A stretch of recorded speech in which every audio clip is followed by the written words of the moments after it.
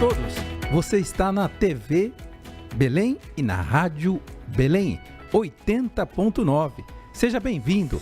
Hoje nós temos aqui uma programação especial que refere-se ao Dia da Consciência Negra.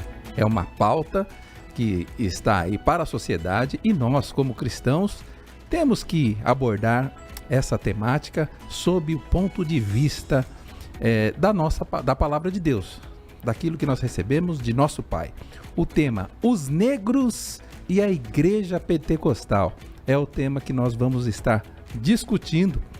Vamos falar aqui sobre a influência do pentecostalismo sobre a vida dos negros e a influência dos negros no crescimento do movimento pentecostal brasileiro. Para isso, temos aqui dois participantes que desde já eu já quero apresentar.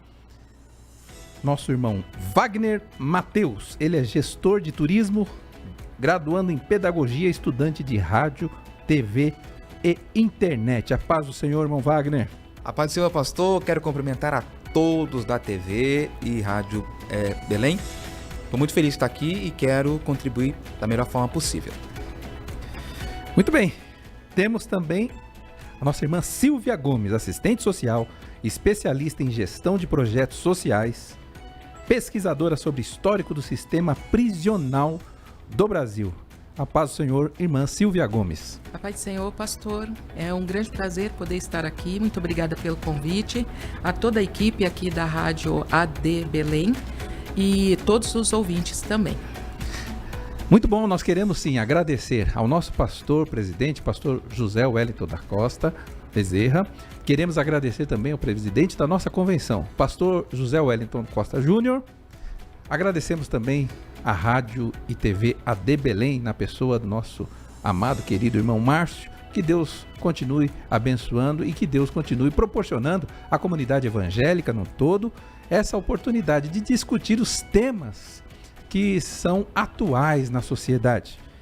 E meus amados, antes de abordar o tema, eu gostaria aqui de estarmos analisando algumas questões pertinentes à questão dessa temática tão complexa e para muitos, no âmbito evangélico, no âmbito cristão, até polêmica.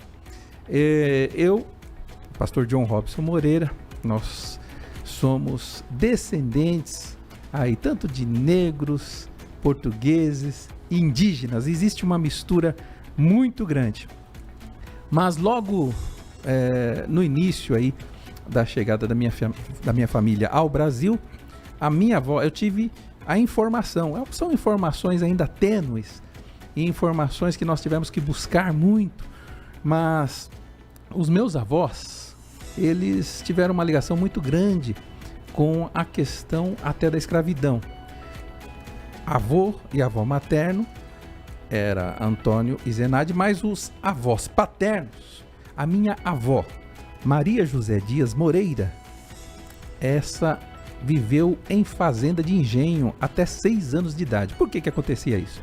Acontecia isso por causa que a Lei Áurea, ela se deu lá pelos idos do final do século XIX, né? 1888, 1889, e demorou um tempo para que os escravos pudessem usufruir dos benefícios da legislação. Então, tá aí, minha avó, Maria José Dias Moreira, casou-se com Nicodemos Alves Moreira. Nicodemos, meu avô, ele foi pastor, foi presbítero na igreja Assembleia de Deus, ali na região de Volta Redonda. Meus avós eram de Minas Gerais e nós ficamos muito contentes e alegres por tudo isso que aconteceu com eles, porque é muito bom sabermos que hoje temos liberdade, temos condições de estarmos aqui com liberdade. Nossos ancestrais tiveram um tanto quanto de dificuldade, não é isso, irmã Silvia? Verdade, sim. Muita dificuldade em relação àquilo até que a sociedade vivia. Perfeito. E nós, graças a Deus, né, Wagner? Isso aí. Pastor, ouvindo o senhor falar, eu me lembro que na minha infância eu ouvia, eu ainda ouço a minha mãe falando e ouvia as minhas tias mais velhas, tias avós, falando também do relato tanto o meu, é claro, não o nome, mas o sobrenome, tanto de pai e mãe, são oriundos da África, né? Meu nome é Wagner da Cruz Mateus. E eu ainda ouço relatos de quando eles chegaram para uma fazenda que eu acredito que existe até hoje na região da zona da Mata Mineira, ali em Leopoldina, Laranjal, Recreio, uma região que tem por ali.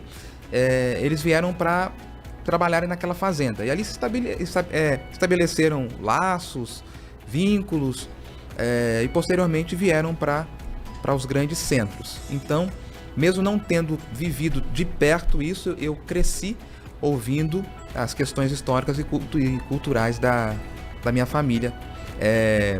E eu sempre que ouço alguma música oriunda da África, eu não sei como explicar, mas me parece tão familiar, me parece tão natural, porque eu cresci nesse meio e é muito, muito, muito prazeroso poder participar hoje, ouvindo e contribuindo de alguma forma com essa temática. Existe uma identidade cultural diferenciada quando se diz respeito à musicalidade, né?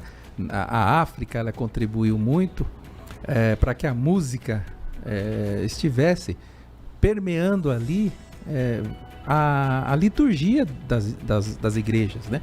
Então, a igreja histórica, tradicional, ela permaneceu ali com um jeito bem europeu, né? Verdade. Já a igreja pentecostal, ela incorporou a parte da cultura dos negros com uma musicalidade assim um tanto quanto diferenciada, o que o Wagner falou em relação a ouvir músicas e nós sentirmos algo diferente. Isso eu que por muito tempo eu toquei um instrumento, teclado, eu também sentia muito isso, principalmente nas Assembleias de Deus, que foi o nosso berço, graças a Deus. E eu, aqui aproveitando que estamos no início, eu quero só adiantar o seguinte: estamos falando um pouco de ancestrais aqui, estamos falando do passado.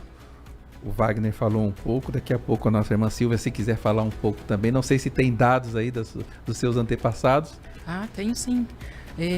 O casal negro, no meu caso, são meus avós paternos, né?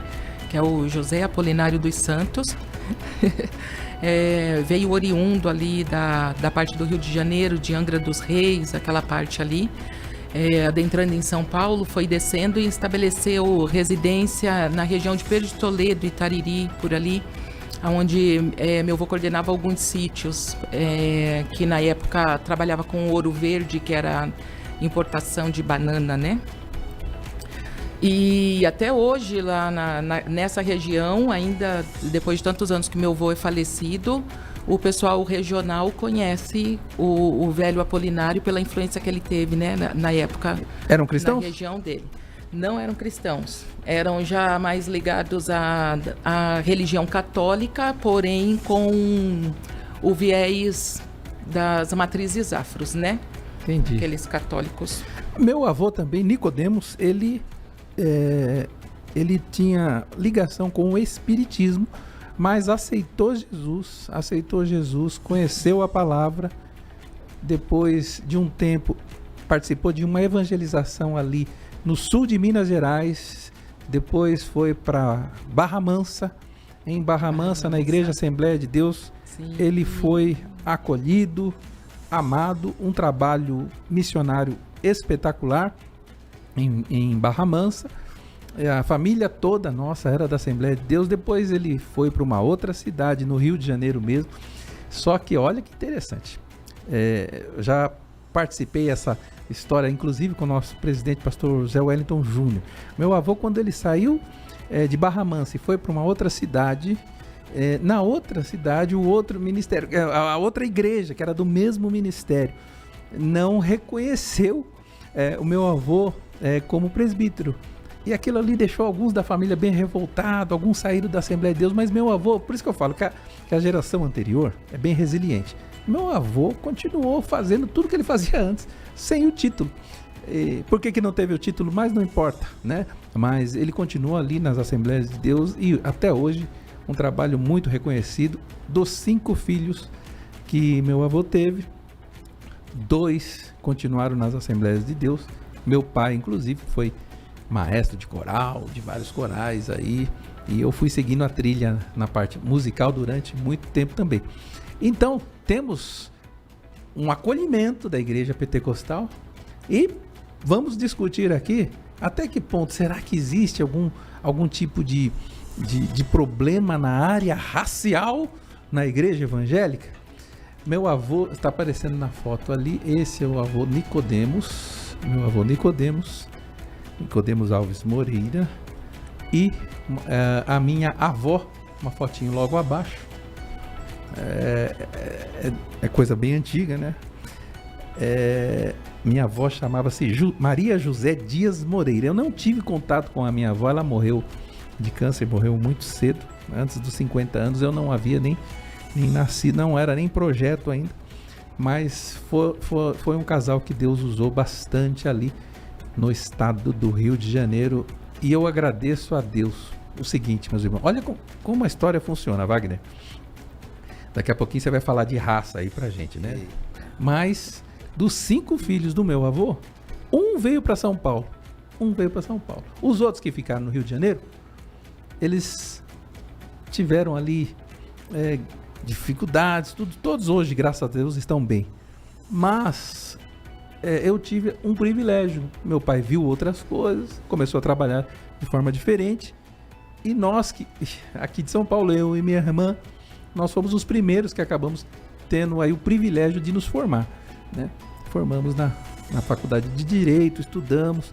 E quando eu estudei, para você ter ideia, Wagner e irmã Silvia, 1990, início dos anos 90, sabe quantos por cento da população negra estava na faculdade? Naquela época, 1990, 1% eram os dados da época.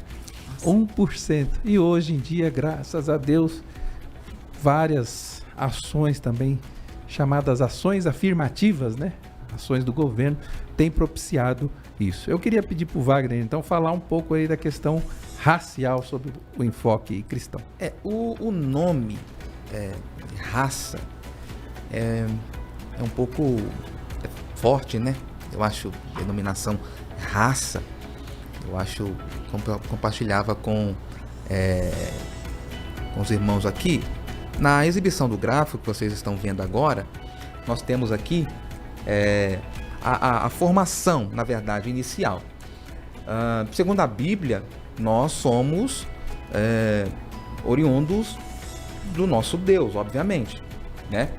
Então, posteriormente a isso, nós tivemos aí uma matriz, uma forma adâmica, que deu a origem aí à formação dos povos. Posteriormente, veio também o dilúvio, que houve aí uma miscigenação de povos, regiões extremas, lugares distantes, que foram se adequando às regiões. Então percebe-se que pessoas que moram em regiões árticas, regiões mais frias, eles têm uma proteção diferenciada. O corpo é mais peludo, a formação do nariz, como o ar é rarefeito, assim como também na região africana, regiões muito quentes, enfim. Então, as características físicas vieram acontecendo ao longo do avanço e do crescimento da humanidade.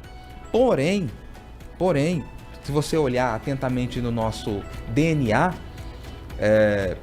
muito mais de 95% do nosso DNA é idêntico. Existem apenas algumas características que diferem por questões coloquiais. Porém, nós vemos que o nosso DNA, pura e exclusivamente, está formado e formatado em Deus. A olho nu assim não se vê nenhuma diferença.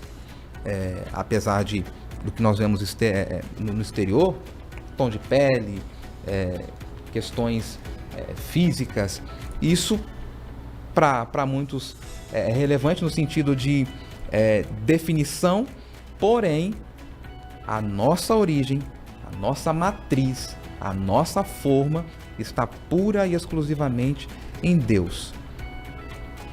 Perfeito, perfeito. Então, irmão Silvia, pelo que eu estou entendendo aí, não existe razão alguma para ter diferença. Tem diferença? Não tem? Por que nós estamos vivendo, às vezes, situações tensas na área social? A senhora tem alguma percepção peculiar em relação a isso?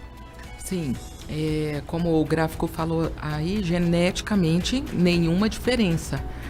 Quando essa diferença vem ser notável, são nas interações sociais, né? E aí a cor da pele aí vai sempre, infelizmente, estipular algum tipo de ou tratamento ou definição.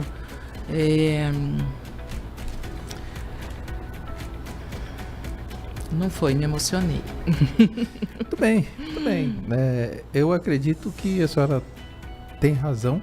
Não há razão e motivo para que nós venhamos a ter qualquer tipo de posicionamento de distinção em relação a qualquer tipo de característica biológica nas pessoas, porque esse é japonês, esse é amarelo, é de um jeito, esse aqui, o índio vermelho, é de outro, esse é o negro, é de outro, e esse aqui, o branco, é de outro. Então, não existe nenhum tipo de motivo ou razão para haver qualquer tipo de distinção ou discriminação social ou, como dizem alguns, racial, porque o termo já ganhou uma esfera aí na sociedade um tanto quanto diferenciada. Nem a Bíblia, em aspecto algum, a Bíblia ela não autoriza que exista qualquer tipo de diferenciação entre homens, mulheres, negros, brancos, vermelhos. Não existe esse tipo de diferenciação que é realizado pelo homem com características que eu entendo que são culturais. Sim. Nós vamos, estudando a história bíblica, nós vamos ver que sempre houve escravidão, né? Só que a escravidão de antes era diferenciada. Não estava associada à cor da pele, né? Não estava associada à cor da pele, às vezes estava associado a algum tipo de perda numa guerra. Sim. Onde, ideologias. O primeiro tipo de escravidão que existiu ali, noticiada na Bíblia em larga escala, é a escravidão do povo de Israel. Sim. E o povo foi escravizado pelo Egito. Ali foi uma escravidão que teve um povo inteiro ali subserviente ao Egito. Houve a libertação. É uma história que inspira a igreja no aspecto espiritual, nós saindo da escravidão do mundo e alcançando em Cristo Jesus a nossa liberdade. E eu queria deixar um versículo aqui, antes de ir para a primeira pergunta aqui, para os nossos debatedores, eu queria deixar um versículo que mostra com clareza que a palavra de Deus, ela não faz nenhum tipo de acepção de pessoas. Não existe acepção de pessoas no conteúdo bíblico. Gálatas 3, versículo 16, quando está falando aqui da aliança de Deus com Abraão. Ora, as promessas foram feitas a Abraão e a sua descendência. Não diz e as descendências como falando de muitas, mas como de uma só. É a tua descendência que é Cristo. Veja bem, Paulo falando aqui de uma promessa que é feita para a descendência de Abraão. Quem é a descendência? Cristo. Então aqueles que estão em Cristo, eles desfrutam do benefício de uma aliança feita lá atrás com Abraão. Qual é a prova disso? Versículo 29. E se sois de Cristo, então sois descendência de Abraão e herdeiros conforme a promessa. E tem mais. Efésios capítulo 2, a partir do versículo 11, diz que não existe mais barreira entre judeu e gentil. Então, a igreja de Cristo, na melhor acepção da palavra, ela é inclusiva. Concorda, Wagner? Eu concordo. A Igreja de Cristo, ela é inclusiva. A igreja... E ela é a fonte de bênção para a vida do cristão. A igreja, ela tem um número extraordinário de pessoas negras que compõem em todas as frentes, em todas as áreas. Por exemplo, a irmã que trabalha o dia todo limpando a casa no seu local de trabalho, ou que trabalha atrás de um balcão de uma loja, talvez ela não é percebida por conta da sua tonalidade de pele. Mas quando ela chega na igreja, ela é vista e percebida porque, em muitas das vezes, ela é o pilar do círculo de oração. Então, se busca naquela irmã que, fora do ambiente da igreja, ela não tem visibilidade alguma, mas ali dentro daquele espaço, todas as pessoas vão até ela. Ela nunca fez psicologia, nunca cursou uma faculdade, não tem nenhuma formação, mas quando ela senta para conversar com uma jovem, ou com um jovem casal, ou alguém que está passando por uma situação adversa em alguma área da vida, ela tem palavras, ela tem conforto. E aí estamos falando aqui de pessoas negras que atuam nessa frente, que em muitas ocasiões não são vistas, mas porém no ambiente da igreja ela é percebida. Claro, irmã Silva, talvez a senhora, talvez não, eu sei que a senhora tem vários outros exemplos, talvez nessa área, né? Ah, sim, com certeza. A igreja, o ambiente religioso, ele vai propor isso. Diferente da sociedade lá fora, né? Fora das quatro paredes da igreja, aqui nós chegamos para prestar culto ao único e verdadeiro Deus. E nesse quesito você só precisa de uma coisa: pertencer à raça, que nós já falamos que não vamos falar assim, mas no momento a raça humana. E aí, através dessa humanidade é que nós buscamos a Deus. Então, essas questões de raça, cor da pele, nesse sentido, vão ficar do lado de fora, né, das portas. E como o nosso livro de fé, a Bíblia Sagrada, ele que é a fonte de sabedoria, nós podemos ver que quanto mais a pessoa se dedica na leitura, como diz ali em Provérbios, né? Os que me amam me encontrarão, né? Os que me buscam me encontram. Então, o que justifica essas palavras sábias que o mundo acaba não entendendo, porque como pessoas leigas conseguem ter uma palavra para resolver, às vezes, né, um problema numa família, para manter a comunhão ali no círculo de oração, no círculo social da igreja, sempre através desse livro poderoso, que não faz acepção de pessoas, como nosso pastor aqui já colocou nessa tarde. E glória a Deus por isso, né? E porque parece que com Deus a situação até um tanto quanto invertida. Porque enquanto a sociedade ela tem escolhas, ela define uns melhores do que os outros, Cristo, quando veio à Terra, ele foi se relacionar exatamente com os cegos, os pobres, a prostituta. Existe um livro que fala sobre o reino de ponta cabeça, né? Então o reino de Cristo, do ponto de vista humano, é quase muito difícil de ser entendido, porque o homem pensa de um jeito, Deus vem e trabalha de outra forma, de uma forma que surpreende muita gente e surpreende nós mesmos, porque ele acaba alcançando aqueles que verdadeiramente têm um coração voltado a Deus. E eu vou entrar aqui então na questão do pentecostalismo nessa situação toda. O pentecostalismo é um movimento popular. A fundação ocorreu com um pastor chamado William James Seymour. O próprio Seymour, no início do século XX, ele sofreu preconceito nos Estados Unidos, mas o ênfase na doutrina da santidade e o revestimento com o batismo do Espírito Santo apontaram para um diferencial na abordagem do cristianismo até então. Então o que acontecia? Um pouco antes, o Wesley ele já pregava sobre santidade. O Wesley começa um avivamento. O Wesley, inclusive, tem vários escritos condenando a escravidão. É interessante que se ressalte isso.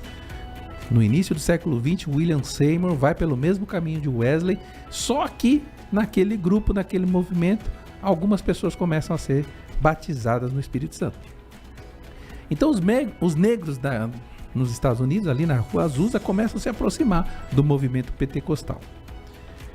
Por tais razões, identificando-se então receptores da presença do Espírito Santo, os negros, eles passam a ter, William Seymour, tá aí o reverendo William Seymour. Então, a pergunta que eu deixo aqui para a irmã Silvia e para o Wagner. Houve uma identificação, então, desse movimento com as classes mais necessitadas da sociedade. Nós estamos falando aqui dos negros, mas isso também alcançou os pobres, né? Aqueles que não tinham tantas chances. As igrejas nominais, denominacionais da época, as igrejas históricas, elas estavam um tanto quanto um pouco mais elitizadas. É isso, irmã Silvia. O pentecostalismo acabou alcançando as classes mais baixas da sociedade? Eu penso que quando houve assim reacender essa chama pentecostal, voltou-se a obedecer o que Jesus havia dito, ide e pregai. Então, quando os crentes ali revestidos do poder do Espírito Santo, eles voltaram, eles retomaram, vamos dizer assim, a pregação do Evangelho. E essa pregação não era para classes sociais de pessoas, né? Era para uma classe específica de pessoas, classe social. Não, era para todos. E aí, se nós formos ver, considerando, se for, por exemplo, a realidade aqui do Brasil, se os pobres receberam Jesus, ali nessa época, início do século XX, final do século XIX, o quão eram grandes essas massas. Então, recebendo a palavra, com certeza a visibilidade no meio dos povos mais pobres e negros, com certeza ela foi gritante naquele momento. Então o pentecostalismo, ele não tem início no século XX. Começa lá em Atos 2. Com certeza, sim. Começa lá em Atos 2, e uma verdade tão forte, tão importante, né, presbítero Wagner? Ressaltando aqui que, além de negro, o reverendo Seymour, ele também tinha uma limitação, né? Ele era cego de dos seus olhos, e acompanhava o culto num galpão anexo, num espaço anexo aos cultos que aconteciam ali. Então ele ficava separado dos demais. Parte disso influenciou também as outras pessoas, porque ainda assim ele não abria mão de estar ali. Ele não abria mão de, tudo bem, eu posso não estar aí no meio, porém a proposta é uma só. Eu quero Cristo, eu preciso de Cristo, eu quero me envolver com Cristo. Até que ponto Seymour foi pego pelo racismo ou acepção? Ele se envolveu mesmo, deixou que a presença tomasse conta e, portanto, que aqui hoje estamos falando sobre ele e dentre tantos outros personagens, né? Mas em foco, bem no início, houve muita resistência, além por conta da tonalidade de pele e também por algumas características físicas. Isso, nos dias atuais, vem tentando ser justificável ou, de alguma forma, algumas pessoas vêm tentando reparar esse erro, mas fica como exemplo aí que a perseverança, a persistência, ela deve ser constante, independente da situação. Sim, com certeza. E uma situação complexa, porque falar em racismo nos Estados Unidos no início do século, hoje ainda é complicado lá. Imagine no início do século XX. Então, William Seymour, ele é uma referência para o pentecostalismo mundial atual, né? Muito bem, vamos passar agora para a segunda parte. Falamos um pouco, mas eu acho que existe algo interessante antes de nós passarmos para a segunda parte. A ênfase no batismo com o Espírito Santo está num fator cuja que precede, muito importante. O que tem que preceder a busca do batismo com o Espírito Santo é a busca da santidade, né? Então a pessoa busca a santidade primeiro, se santifica, ela já passou por um processo de regeneração, aceitou Jesus, né? Para aceitar Jesus, ela confessou o Senhor, então ela se arrependeu dos seus pecados, começou o processo de regeneração, entrou no processo de santificação e alcançou o batismo com o Espírito Santo. Isso para algumas pessoas demora um pouco, para outras é mais rápido. Eu já vi, por exemplo, uma pessoa aceitar Jesus, o Senhor ali revelar uma situação na vida dela, que ela precisaria confessar, uma gravidez indesejada, sem casamento. A pessoa começa a chorar. O pregador pergunta: você aceita Jesus como Senhor? Ela levanta a mão e diz: eu aceito como Senhor. O pregador vai, põe a mão na mão dela e ela começa a falar em línguas estranhas, batizada no Espírito Santo. É uma situação sobrenatural, está fora da nossa área de atuação. Por quê? Aí é a área de atuação do próprio Espírito Santo. E foi isso que o movimento pentecostal começou a despertar nas pessoas. Mas o segundo ponto aqui, presbítero Wagner. Vamos lá. A não ser que vocês queiram fazer alguma ponderação a essa questão de sêmen, batismo com o Espírito Santo, tem liberdade. Não, vamos seguir. Podemos seguir? Podemos seguir. Então vamos falar aqui de uma questão aqui que precede ainda, a escravidão. A escravidão reflete algum tipo de preconceito para com os negros na atual sociedade? Eu vou até mudar. Tem aquela música de suspense, tchan, tchan, tchan, tchan, que agora... Me explica. Escravidão, os negros atualmente, os reflexos. Ó, vamos voltar um pouquinho aqui, mas já vamos chegar na atualidade. Em 1871, as igrejas eram uma das maiores detentoras de escravos. Existe aí alguns dados que apenas... Como é que funcionava isso aí? Por exemplo, os beneditinos. Só esse grupo tinha mais de 4.000 escravos. Que eram comprados para servir ou alguém específico ou a igreja. E aí, com o passar do tempo, isso veio mudando, obviamente. Atualmente, uma vez me perguntaram: Wagner, você já sofreu algum tipo de racismo? Bom, na verdade, o tempo todo. Você já foi vítima de racismo? Porém, é uma coisa bem particular, uma coisa bem pessoal, Eu não consigo dar liberdade para que se expanda ou que entre no meu coração no sentido de... como eu sou muito comunicativo, quando alguém fala alguma coisa que aparentemente é nesse tom, existem duas fontes. Ou a pessoa de fato fala aquilo para me prejudicar, ou ela fala de uma forma muito inocente por questões culturais. Inocente no sentido de, é normal, já é habitual ser falado isso. Eu cresci alguém falando assim com o negro. Eu cresci ouvindo alguém falar assim com o negro. Então é normal. Por exemplo, ele é negro da alma branca, e tantas outras coisas que são ditas nesse sentido.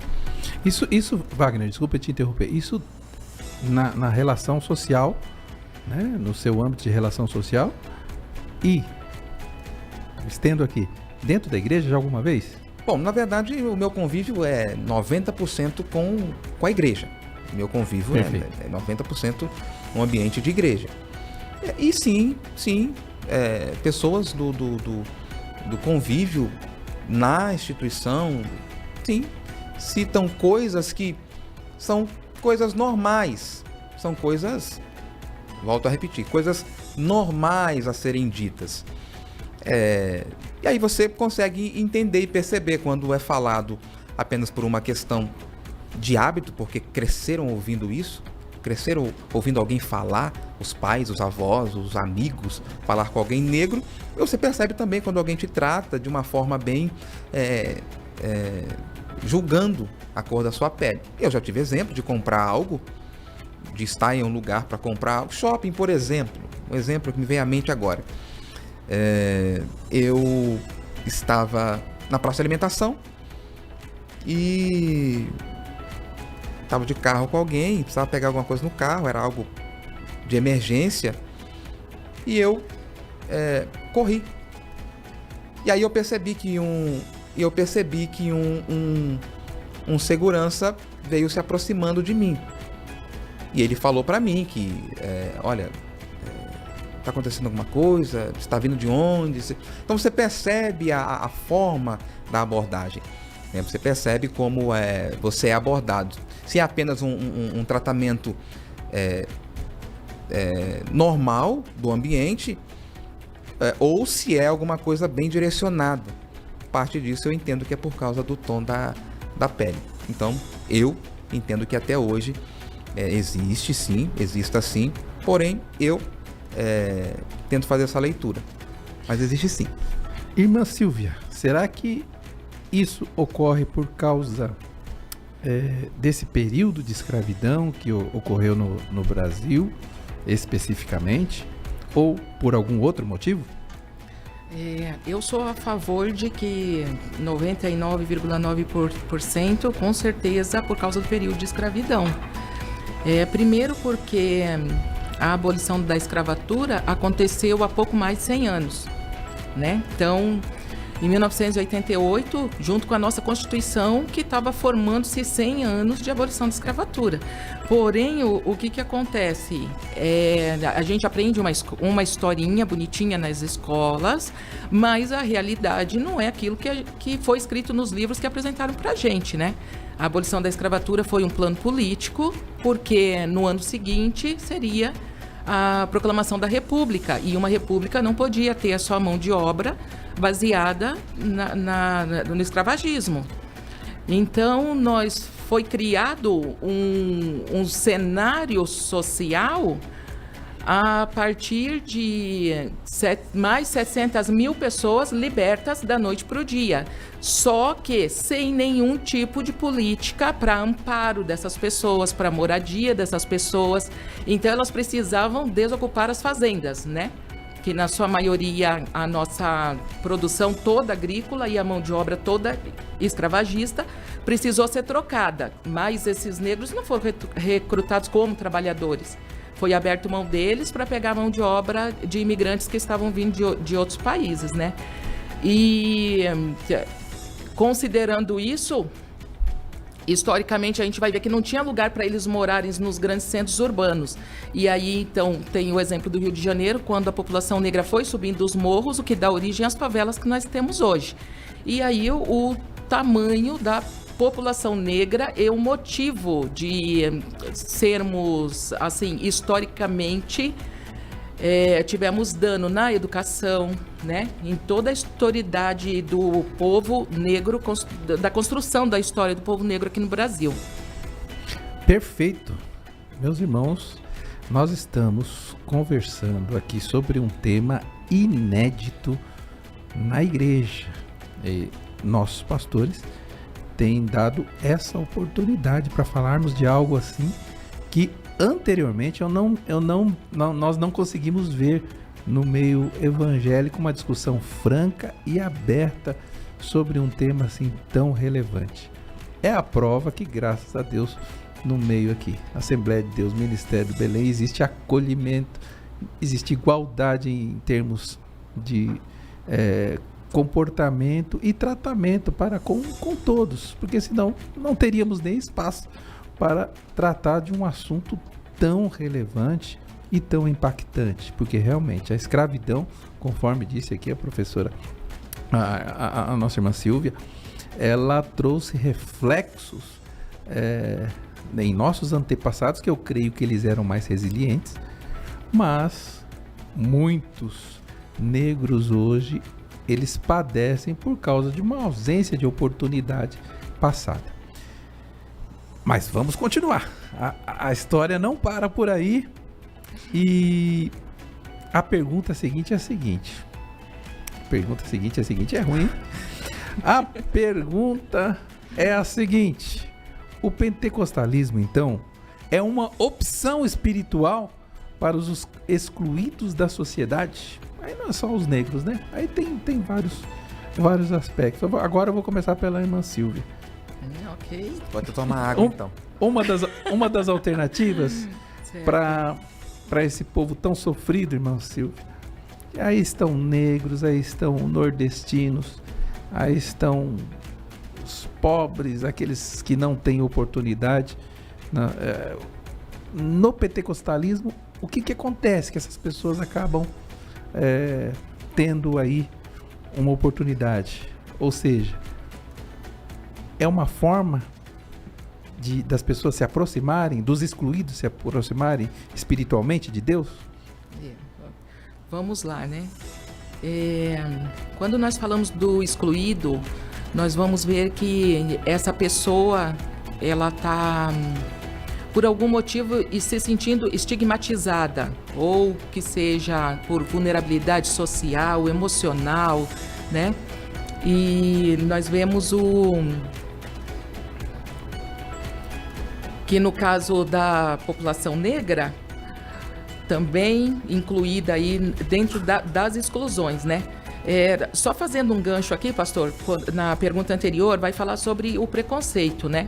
E aí para grudar aqui com essa, o preconceito, eu gosto de ver ele da maneira como ele é da pessoa que pratica, não da que recebe, né? Ouvindo a fala do nosso presbítero irmão Wagner, e ele falando assim, eu não permito que isso venha interiorizar. Então, quando eu vejo alguém cometendo preconceito com outra pessoa, eu olho para quem está cometendo e fico pensando, qual que é o propósito, né, a visão de mundo dessa pessoa para chegar nessa verbalização. E aí, pensando nos excluídos, esses excluídos são alvo de uma série de construção de movimentos sociais que levaram eles a estar mais excluídos do que realmente eles estão. E aí o que acontece? Quando vem para a igreja, quando vem para o movimento pentecostal, exclusivamente falando aqui nesse momento, essa pessoa recebe de volta a dignidade, a visibilidade, ela vai se sentir útil, ela vai se sentir vista. Por quê? Por causa que dentro do meio cristão não vai ter acepção de pessoa. E nós vamos ver, assim, a mudança gerada lá fora na sociedade. No caso, assim, até no livro que penso que o senhor vai falar dele daqui a pouco, que foi dado como referência para que nós estudássemos, é a religião do livro. Então, a pessoa que não teve acesso à educação, quando ela tem contato com a fé, que recebe uma Bíblia, se ela não sabe ler, a primeira coisa que ela vai procurar fazer é ler. Através dessa leitura, ela vai recebendo, vai mudando a visão de mundo dela, vai mudando o lugar dela na comunidade. Eu gostaria de dar um exemplo. Eu trabalho no setor de capelania. Eu sou a responsável técnica que entrevisto os novos voluntários que vão atuar nas áreas, nos ambientes de internação coletiva. E uma das prerrogativas, na hora de apresentar a documentação, é que ela esteja toda organizada, as vacinas estejam em dia. E eu entrevistei um senhor que eu me emocionei e parei a entrevista na metade, porque eu falei assim, olha, o RG não pode ter mais do que 10 anos, precisa ser atual, fui explicando, né? Precisa estar com a vacina em dia, né? E aí ele falou para mim, eu só tive esse RG, que ele veio do Nordeste, tirou o RG quando chegou aqui em São Paulo, não tinha antes. E ele falou assim, a única coisa que eu uso o meu RG é para quando eu vou trabalhar nas obras, porque eles não sabem escrever meu nome, então eu dou meu RG para eles escrever. Ninguém nunca me falou que isso tinha data, que era importante a data de expedição. E através daquele trabalho ligado à igreja evangélica, ele falou para mim assim, é a primeira vez na minha vida que eu estou sentindo a dignidade da pessoa humana. E uma pessoa com quase 70 anos. Quase 70 anos de idade. Então eu vejo que a igreja proporciona esse resgate. E através do resgate espiritual, a parte social da pessoa, ela ela vai ser alimentada, ele vai se transformar num cidadão de bens, né, que cumpre não só os seus, não espera somente dos seus direitos, mas também cumpre os seus deveres. Então, é uma transformação que, a partir do pentecostalismo, dessa abertura da igreja, é devolvida uma nova pessoa para a sociedade. Então faz parte da missão da igreja também esse auxílio à cidadania. O auxílio à cidadania, para que a pessoa volte a se sentir não somente útil para a sociedade, mas inserido dentro de um contexto social que faça com que ele não venha a ser uma chacota, né? Todos ali agindo com preconceito. É a sua mesma percepção, Wagner? É sim. Ouvindo a irmã Silvia falar, me veio à memória algumas oportunidades que o muito digno diretor da FAESP, o pastor Elias Torralbo, me deu de poder estar em algumas formaturas do curso básico ou médico em teologia. Aproveitando aqui, convidar você para entrar no site da FAESP. Me deu algumas oportunidades de estar em algumas formaturas e enquanto a cerimônia acontecia, o coordenador ou o próprio pastor da igreja, ele me falava: Wagner, tá vendo aquela irmãzinha ali? Aí eu olhava uma irmã idosa, um irmão já com a idade avançada, é o primeiro certificado da vida dele, muito feliz, o filho mandou mensagem, o neto tá ali, porque é a única oportunidade que ele teve de receber um certificado assinado, dizendo que ele concluiu um curso. Baseado nisso que a irmã Silvia disse, dentro da igreja ele teve essa oportunidade, que em outras ocasiões ele não teve, porque veio de um lugar extremo, de uma realidade conturbada, e a vida foi trabalhar, a vida foi gerar renda para colocar comida em casa.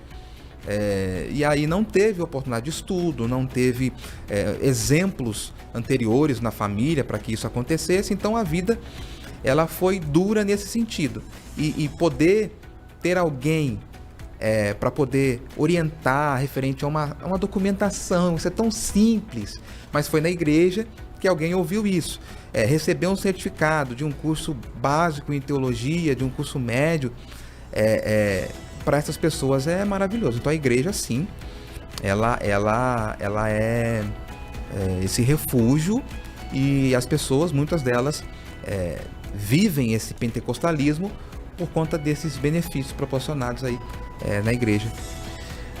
A irmã Silvia fez uma referência aqui ao livro. O livro é a religião mais negra do Brasil. Qual é a religião mais negra do Brasil? É o candomblé? É a Umbanda? É a Quimbanda? Ou são os pentecostais? Eu começo? Pode falar. Bom, hoje, na atualidade, as religiões de cultura afro só levam o título. Porque você percebe que a maioria das pessoas que atuam na cultura afro, candomblé, umbanda, quimbanda e dentre tantas outras, são pessoas brancas, pessoas de peles claras. Se vê na mídia pessoas que se declaram ser desses movimentos, então em destaque, em foco, são pessoas que não são negras. Eu particularmente entendo, e aí tem vários dados, eu até vinha vendo em outras fontes. Então nós temos vários jornais atuais, dados atuais, de que quase 70% da população pentecostal são população negra. Eu acho que a Assembleia de Deus, na sua grande maioria, tem aí um número bem expressivo e muito expressivo referente a isso. E esse aspecto muito bem enfatizado aqui, tanto pelo irmão Wagner como pela irmã Silvia, da transcendência espiritual da igreja pentecostal. O que isso significa? As pessoas estão ali buscando a palavra de Deus, buscando uma forma melhor de desenvolver a sua espiritualidade, mas ao mesmo tempo não adianta reclamar da sorte ou da má sorte da ausência de direitos de cidadania. É necessário buscar os seus direitos, conforme a própria irmã Silvia falou aqui, o RG, poxa, algo que parece tão simples, mas um auxílio da igreja é praticamente fundamental, principalmente aqueles que atuam na área que a irmã atua, nós, assistente social. Nós vemos então a igreja tendo um papel fundamental, não só no aspecto espiritual, como esses aspectos que transcendem. E talvez seja por essa razão que muitos têm deixado a religião de matriz africana. Sabemos de todo o aspecto cultural que existe nas religiões de matriz africana, mas o negro em si, isso são dados históricos que nós encontramos no livro aqui da religião mais negra do Brasil. Nós temos visto que o negro ele quer algo um tanto quanto mais tangível, algo um pouco mais organizado também, não tão anárquico, que é uma proposta, essa proposta anárquica de danças e um ritual da cultura afro tem sido deixado de lado, porque ao que parece as pessoas querem algo um tanto quanto mais de uma liturgia mais bem definida, de regras melhores estabelecidas, pautadas num livro que é milenar, que é a palavra de Deus, né? Então, com todo respeito aqui, que foi feita essa menção às religiões de matriz africana, que merecem também todo o nosso respeito. Tem alguma posição para ser colocada, irmã Silvia, antes de nós passarmos para o próximo tópico?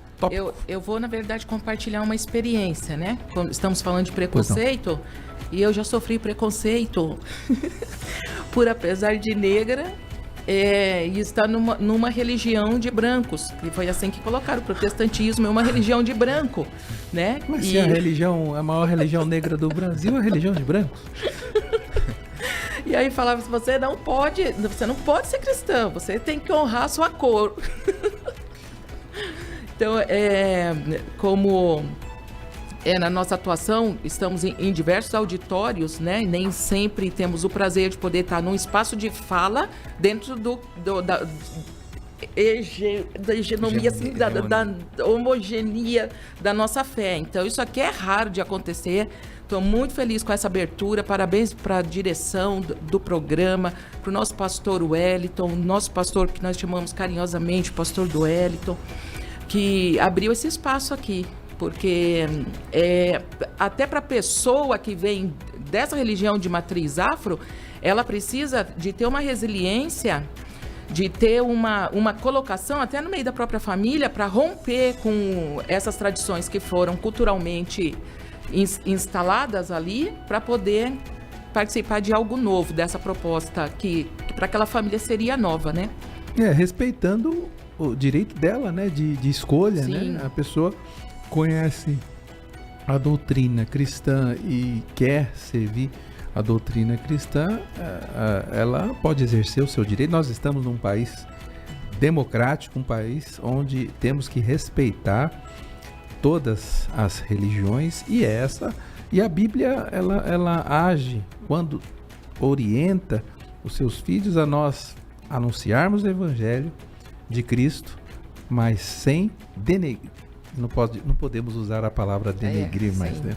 Sem estigmatizar, exatamente. Sem estigmatizar nem outro tipo de pensamento. Por isso que a proposta bíblica de evangelização sempre está no diálogo fundamentado na palavra de Deus. Vamos para o último tópico aqui? Já? Último tópico aqui, senhores, está sendo muito bom. Eu vou falar aqui um pouquinho do livro. A religião mais negra do Brasil, que são os pentecostais. E aqui no livro ele enfatiza. Qual é o nome do autor? O nome do autor é Marco David Oliveira. Existe uma ênfase aqui não só na Assembleia de Deus, mas em todas as igrejas pentecostais. São dados colhidos que constam aí na literatura que acabamos de mencionar. O fundamentalismo religioso. Vamos lá, a parte um pouco difícil agora. Fundamentalismo religioso, o pentecostalismo e a igualdade de todos os povos. É possível adequar todos esses elementos? É uma pergunta tripartida.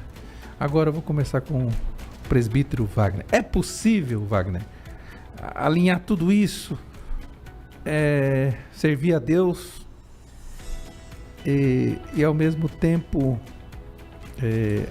encaixar todo esse sistema complexo aí que abrange teologia sistemática e legislação?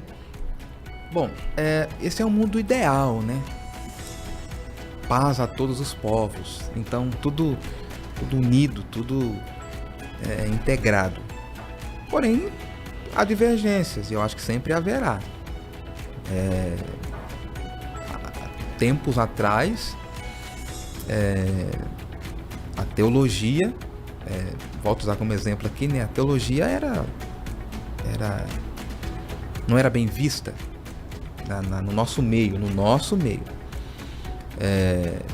Também, há anos atrás, houve-se uma resistência referente à área pública, à área legislativa.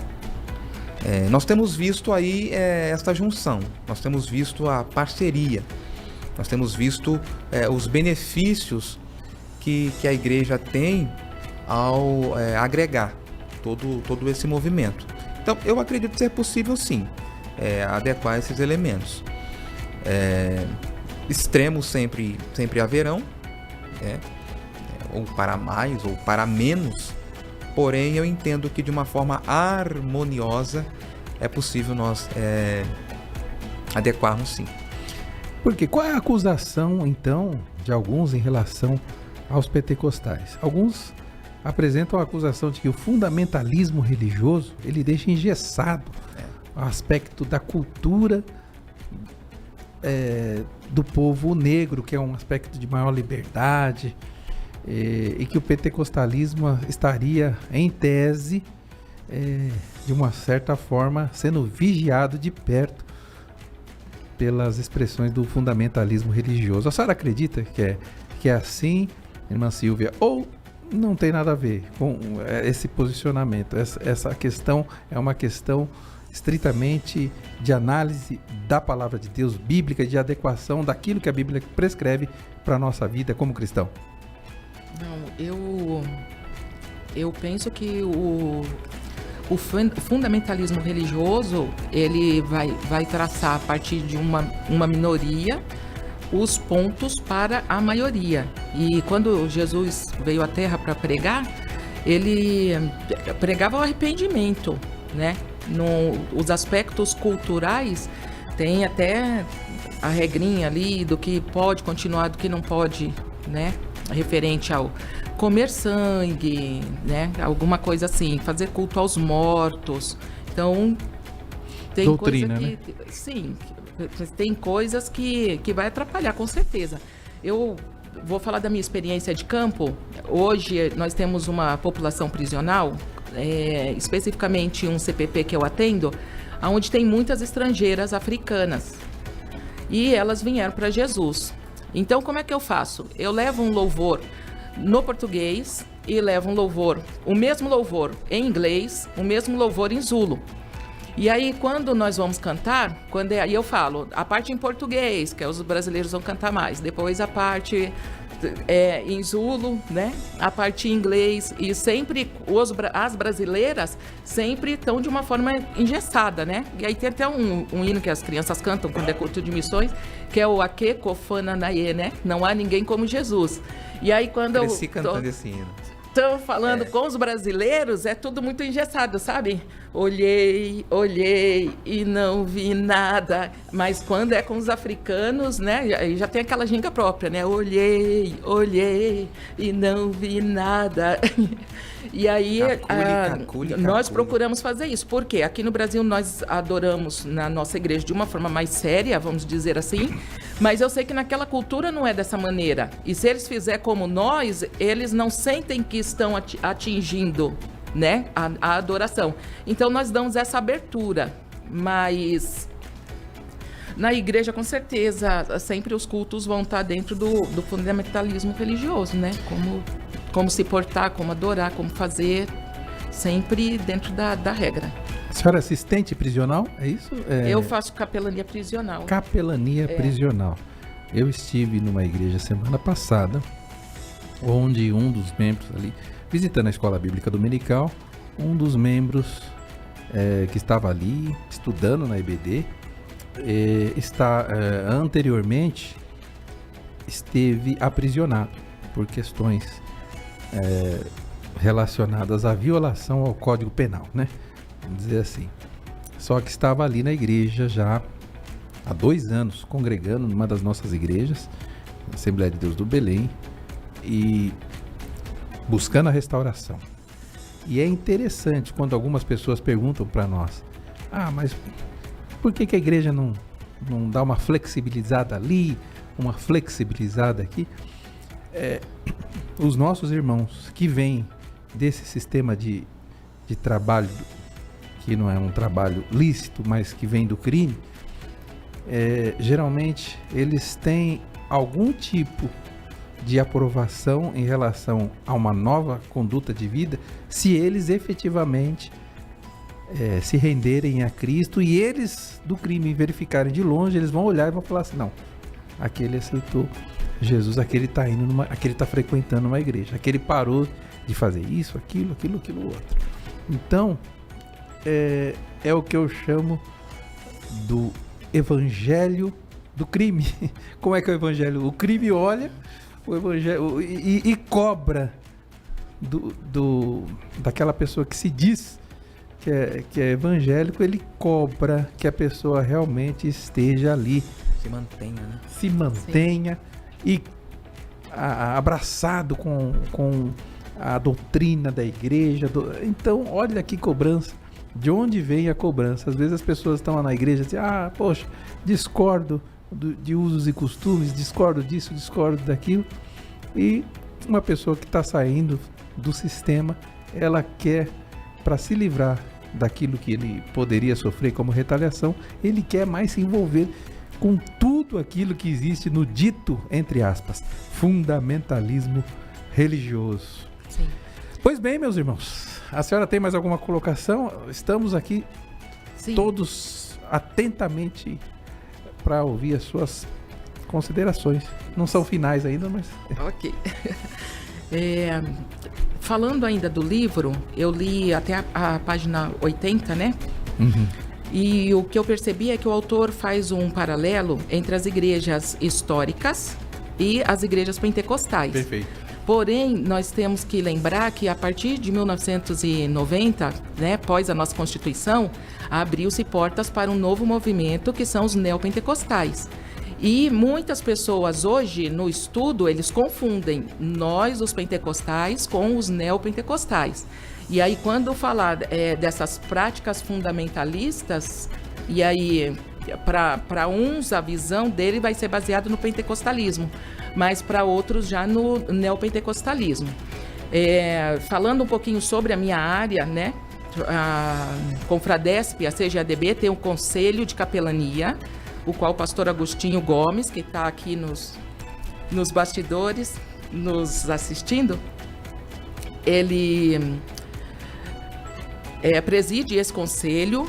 E um abraço, pastor Agostinho Gomes. Dentro da... Tá recebendo lá.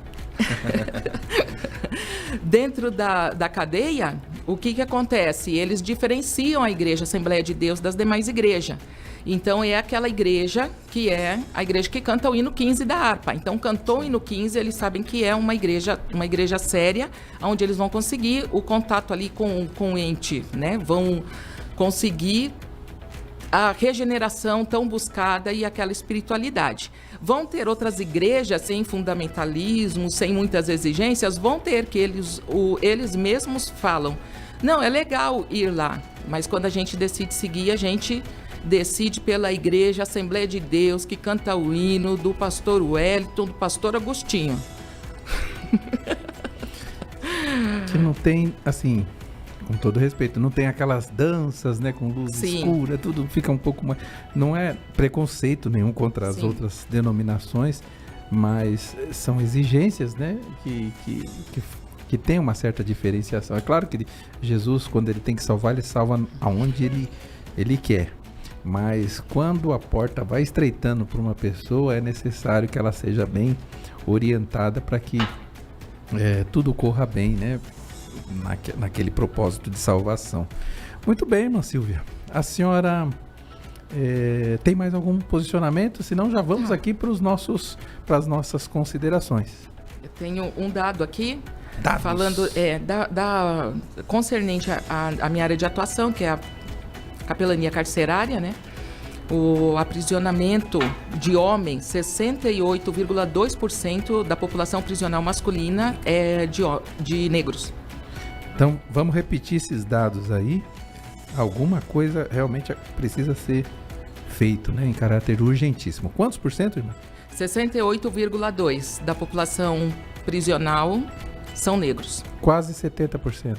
Isso. E referente à população prisional feminina, 62% são de mulheres negras. Temos mais dados? Mais alguma coisa? Mais algum ponto? Tudo isso, nós simplesmente, a irmã Silvia está passando aqui informações para a nossa reflexão. Só para ter base, assim, hoje a população carcerária beira os 700 mil presos, considerando-os em regime fechado. 700 mil presos hoje estão dentro do sistema carcerário no Brasil? Sim. Quase 70% são negros. Esse regime fechado? Então, aí a gente considera todos os regimes. Ah, tá. Então tem gente CDPs que já está no também. semiaberto, tem gente que já está... Sim, sim. Pois é. Irmão Wagner. Irmã, já aproveita e faz as suas considerações finais e daqui a pouco eu já passo para o presbítero Wagner, vai fazer também as suas considerações finais. Ok.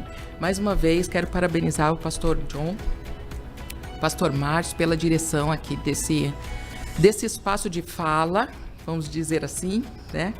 E agradecer por ter sido escolhida para representar uma mulher negra, né?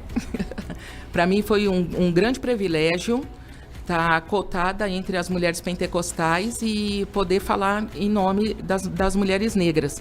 Eu também sou presidente do CONICAF, que é o Comitê Nacional e Internacional de Capelania Feminina. E é uma porta que nós recebemos ali orientação, recebemos os instrumentos que nós precisamos de fé para estar alcançando essa população excluída e poder mudar a realidade da nossa sociedade, a partir do Evangelho de Jesus Cristo, sim, mas também com a ação e militância da igreja. E, lógico, entre a população negra, mostrar que, como diz nosso hino, você tem um valor, independente da sua classe social, da cor da sua pele. E lembre-se que Jesus te ama e que tem uma igreja sempre de braços abertos para te acolher. Amém? Deus abençoe, irmã Silvia. Obrigada, pastor. Irmã Silvia começou calminha, e agora realmente nós fomos brindados, né? Foi um brinde o que a irmã realmente nos passou em termos de conteúdo, em termos de informação. Obrigada, pastor. Muito bom, que Deus continue abençoando a senhora grandemente. Muito obrigado pela sua presença. Obrigada. Presbítero Wagner, suas considerações. Eu estou muito feliz, louvo a Deus pela oportunidade, louvo a Deus pela vida dos nossos pastores, pastor Zé Wellington Bezerra da Costa, pastor Wellington Júnior, toda essa equipe maravilhosa aqui da rádio, AD Belém, vocês são uma bênção, tratamento de primeira. Você que ainda não teve oportunidade de deixar salvo lá no canal do YouTube, ative as notificações, deixa lá salvo para você não perder nada, porque Deus tem feito coisas maravilhosas e você precisa fazer parte disso. Momento único, momento histórico, estamos numa semana histórica, na verdade, né? Estamos numa semana histórica e esse dia é um dia memorável por essa oportunidade de estarmos aqui compartilhando, falando algo referente a isso. Eu não tenho nenhuma formação na área, porém eu vivo no dia a dia, nós vivemos no dia a dia, de forma direta ou indireta, todas as agruras aí que a nossa tonalidade de pele nos apresenta diariamente. São provações diárias, a gente já levanta, põe o pé para fora de casa e é uma experiência nova. Mas com tudo isso, como reflexão aqui, reforço o livro dos Romanos 12, 4 e 5. Porque assim como em um corpo temos muitos membros, e nem todos os membros têm a mesma operação. Assim nós, que somos muitos, somos um só corpo em Cristo, mas individualmente somos membros uns dos outros. Aproveitando aqui, esse é um texto que foi usado como base de um escrito do nosso querido irmão Geisel de Paula, que também mando o meu abraço aqui, meu carinho. Ele preparou um material bem interessante para nos disponibilizar e eu finalizo a minha participação com esse versículo, lembrando a você que, independente da sua tonalidade de pele, a pauta aqui é esta, mas independente da sua tonalidade de pele, independente da sua realidade social, você precisa entender que Jesus, Ele sempre será o autor e o consumador da nossa fé. Então fica firme, não pare, não desista. As pessoas irão te decepcionar, mas fica firme, creia sempre, porque o nosso alvo é o céu. E lá nos encontraremos sem dúvida alguma. Muito obrigado pela oportunidade. Que Deus continue abençoando grandemente sua vida, presbítero Wagner. Deixe o nosso abraço lá na FAESP para o nosso pastor Elias Torralbo. Que Deus continue abençoando todos os que estão ali envolvidos na FAESP. Deus abençoe o senhor também. Obrigado pela participação. Amém. Relevante aqui, testemunhando aquilo que Deus tem feito por intermédio da sua vida e também relatando aqui todas as situações muito atreladas ao tema. E foi muito bom o senhor ter falado aqui do Geisel de Paula. Nosso amigo, na verdade, ele nos orientou aqui muito em relação à participação no programa de hoje. Fica também aqui o nosso abraço também ao pastor Márcio Melo, nosso orientador. Abraço também ao nosso pastor e agradecimento, Abraço e agradecimento ao nosso pastor José Wellington Bezerra da Costa, nosso pastor também José Wellington da Costa Júnior. Que Deus continue abençoando. Agradecemos pelo espaço e eu deixo aqui uma pequena reflexão que diz o seguinte. Antes de deixar a reflexão, eu quero também fazer menção aqui a um trabalho que nós temos desenvolvido, Escola Bíblica Dominical em Guarulhos. Eu quero deixar aqui um abraço para todos os irmãos, amigos ali, superintendentes e professores da Escola Bíblica Dominical em Guarulhos. Que Deus continue abençoando cada um dos professores que têm nos ajudado ali no treinamento de professores da Escola Bíblica Dominical, no TPED. Teremos ali aulas relacionadas à formação dos nossos professores da Escola Bíblica Dominical. E o último agradecimento também, trabalhamos ali no núcleo de cidadania da ação social e cidadania da OAB, a Comissão de Ação Social da OAB. Nós direcionamos o núcleo de cidadania e a ação social, essa comissão, ela é dirigida pelo Dr. Arão Silva Santos, que tem um papel destacado ali. Fica o nosso abraço aqui também para o companheiro e presidente da ação social de cidadania da OAB de São Paulo, Dr. Arão Silva Santos. Vamos lá ao nosso término. Eu vou ler aqui: engenho e senzala. Neste engenho de senhores, ninguém sabe quem manda. Na senzala dessa vida, obedecer ninguém quer. Senhores e escravos, em busca de vida, liberdade, alforria, que faça sentido, ambos separados, longe da aliança, distante da corrente, que os une e os faz um. Em Cristo, de uma vez aproximados, são para sempre, porque Ele, no seu sangue, destruiu a barreira, o muro foi desfeito. Não há mais forasteiro, em navio negreiro, sem rumo estrangeiro. Não há dono de engenho ou gente na senzala, sem manga e leite. Surge nova humanidade, não há raça, cor, idade. Só nova família marcada pela graça que tinge o madeiro na cruz. Que Deus continue abençoando a cada vida e a cada coração. Um forte abraço, que Deus continue nos abençoando.